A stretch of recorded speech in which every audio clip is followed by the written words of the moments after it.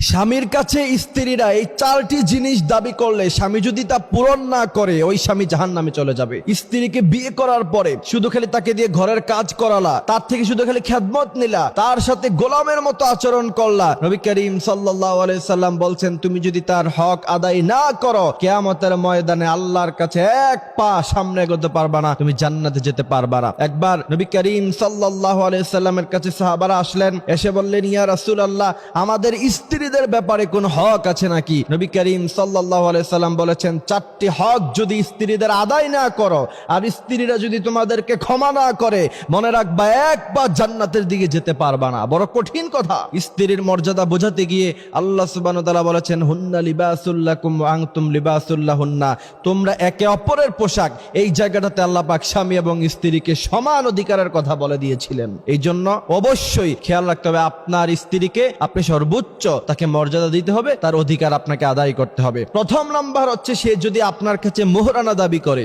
অবশ্যই আপনাকে মোহরানা দিতে হবে। এবার আপনি বলবেন যে হুজুর যদি মোহরানা দেওয়ার মতো ক্ষমতা না থাকে, মোহরানা দেওয়ার মতো ক্ষমতা না থাকলে আপনি বিয়ে করছেন কেন? আপনাকে বিয়ে করতে কে বলেছে? আপনার স্ত্রী যদি আপনার কাছে মোহরানা দাবি করে অবশ্যই আপনি তাকে মোহরানা বুঝিয়ে দিতে হবে, আর না হলে আল্লাহর কাছে আপনাকে তার জন্য জবাবদিহিতা করতে হবে। এই জায়গাতে এসে আপনার কাছে যদি একান্তভাবে মোহরানা দেওয়ার মতো সক্ষমতা সেই সম্পদ যদি আপনার কাছে না থাকে তাহলে আপনি বেশি থেকে বেশি যেটা করতে পারেন অত্যন্ত বড় নম্র ভাষায় তার থেকে আপনি ক্ষমা চেয়ে নিতে পারেন। তবে কোন স্ত্রী যদি ক্ষমা না করে আপনি কিন্তু কোনোদিন ক্ষমা পাবেন না। এই জন্য তাকে ভালোবাসা দিয়ে আদর দিয়ে তার থেকে আপনি ক্ষমা চেয়ে নিতে পারেন। তবে আপনার যদি সামর্থ্য থাকে সম্পদ থাকে এরপরেও যদি আপনি তার কাছে ক্ষমা চাইতে যান তাহলে সে কিন্তু ক্ষমা না করলে কোনোভাবে আল্লাহর কাছে আপনি কোনোদিন পার পাবেন না। অবশ্যই আপনাকে মোহরানা আদায় করতে হবে। এরপরে নবী করিম সাল্লাল্লাহু আলাইহি ওয়াসাল্লাম বলেছেন দ্বিতীয় নাম্বার স্ত্রীর হক হলো তা যদি তোমরা আদায় না করো কিয়ামতের মাঠে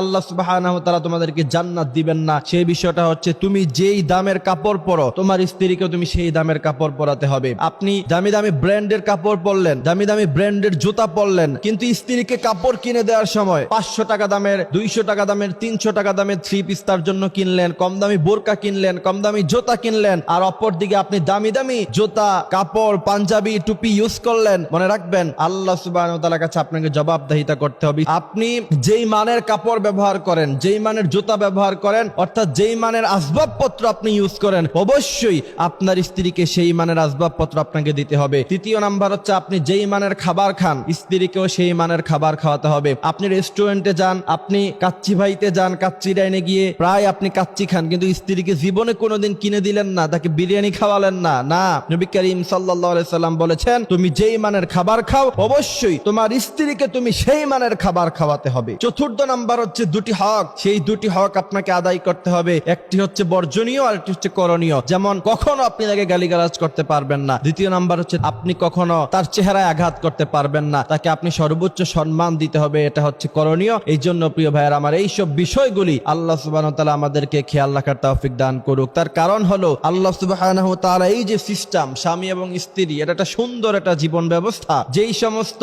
জাতিগোষ্ঠীর লোকেরা বিয়েতে অভ্যস্ত না, দিন শেষে এদের বয়স যখন অনেক হয়ে যায় 40-50 হতাশায় ভুগে শেষ পর্যন্ত তারা আত্মহত্যা করে। যারা বিয়ে করে এরা যখন বৃদ্ধ হয়, ছেলে সন্তান হয় তাদের, তখন সম্পর্কটা সুন্দর হয়, তাদের জীবনটা বড় সুন্দর হয়। এই জন্য আল্লাহ সুবহানাহু ওয়া তাআলা বলেছেন ওয়াশিরুহুন্না বিল মা'রুফ, তুমি তোমার স্ত্রীদের সাথে সৎ আচরণ করো। সৎ আচরণ করার মানে হলো স্ত্রীকে গালি দেয়া যাবে না, বকাবকি করা যাবে না, তার গায়ে হাত তোলা যাবে না। যেই সমস্ত স্বামীরা স্ত্রীর গায়ে হাত তোলে নিজেকে বীর পুরুষ দাবি করতে চায় মনে রাখতে হবে এরা বীর পুরুষের সন্তান নয়, এরা সব কাপুরুষের সন্তান। কারণ নবী করিম সাল্লাল্লাহু আলাইহি সাল্লাম বলেছেন খায়রুকুম খায়রুকুম লিআহলি, তোমাদের স্ত্রীদের থেকে সার্টিফিকেট নেওয়া হবে। তোমাদের স্ত্রীরা যদি তোমাদেরকে ভালো বলে তাহলে তোমরা ভালো মানুষ, আর তোমাদের স্ত্রীরা যদি তোমাদেরকে খারাপ বলে প্রকৃতপক্ষে তোমরা খারাপ মানুষ। আল্লাহ সুবহানাহু ওয়া তাআলা আমাদেরকে কথাগুলি বোঝার মানার তৌফিক দান করুক। আমিন।